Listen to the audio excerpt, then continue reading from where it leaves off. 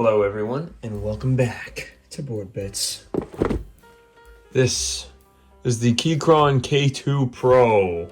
I don't understand why nobody's talking about this keyboard. The K2 is so popular, yet, it grew up, it became something better.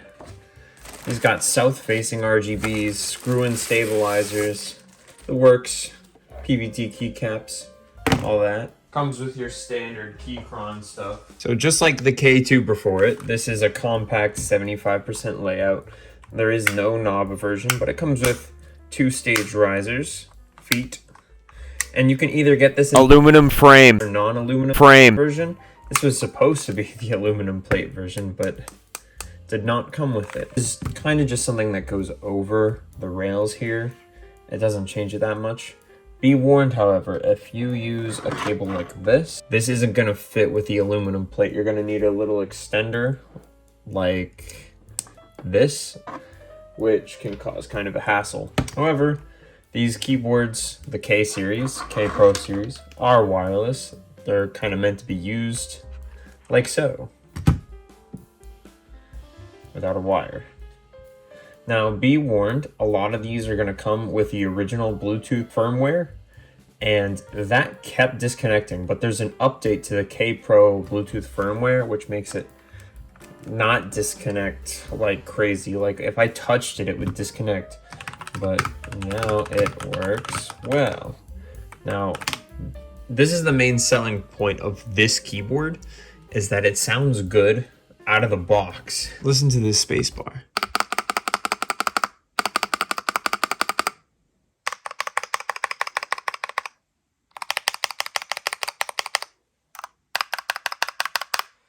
Like, that's how it sounds out of the box. This is with the brown switches. I like that deep sound of the spacebar.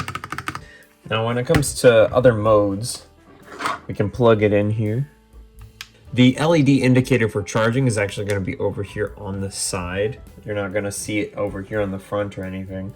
But we've got plenty of, RGB options. They're going to show up most prevalently when you don't have it on Bluetooth mode. Like, if I switch it over to Bluetooth mode, you're going to be able to tell that the RGBs are a little bit not as bright, but that's okay. This comes in either red, brown, or blue Keychron K PRO switches, I believe, which have a lot less wobble than the Gateron ones, to be honest. Also, it comes with PVT keycaps that are very nice, but they're pretty hollow. Taking off the spacebar, we can see that we just have standard Keychron screw-in stabilizers, which are better than the plate-mounted ones, to be fair. And we do have the K Pro brown switches. This keyboard is also hot swappable. I think all the versions of the Pro boards are. Someone correct me if I'm wrong, but I'm pretty sure. Now, this keyboard also has a daughter board, because we're going to plug it over here on the side. So that means you can do some cool modding with the tray mount. And this also comes in a few different configurations. You can either get it this way with no aluminum bars. You can get the aluminum bars on the side. And the colorway actually changes depending on what you get. You can either get black on dark grayish, or you can have the black be here and the dark grayish be here. But again, the main appeal of this keyboard is it being compact and it having a pretty good sound just out of the box. And this covers all your bases. You got your function row, and you also have like the delete key up here. It's basically got everything you need. Now, the main cons with this keyboard are it is just plastic. It doesn't feel like plastic, I'll tell you that. This does not feel like plastic. You can get the aluminum version, but it actually adds about nothing. It's just like an aesthetic choice. Maybe it does add some weight, obviously, because it's aluminum.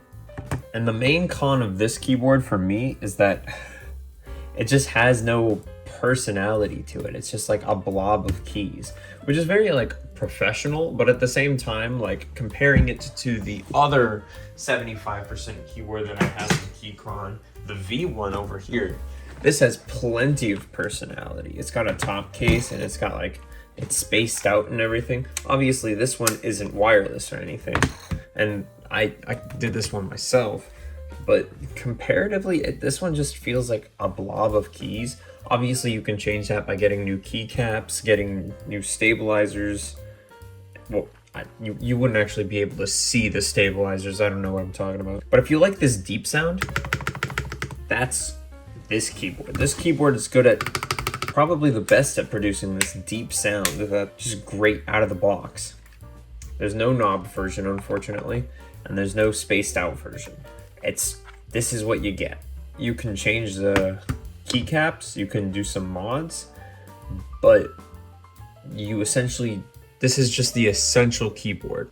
I mean, yeah, it's got south-facing RGBs, it's got the plug on the side, but it just, everything is good about it, except for how it looks.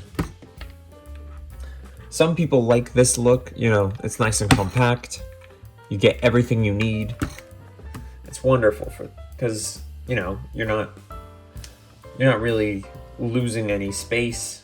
If you go from like a 60%, which is it's only going to be like one key bigger than a 60%. But this is probably the best keyboard for most people that don't care about personality. But after having this keyboard for a while and trying to switch to mainly this one, it's just kind of weird. It feels like there's just something off. I mean, yeah, it's definitely got that officey look, you know?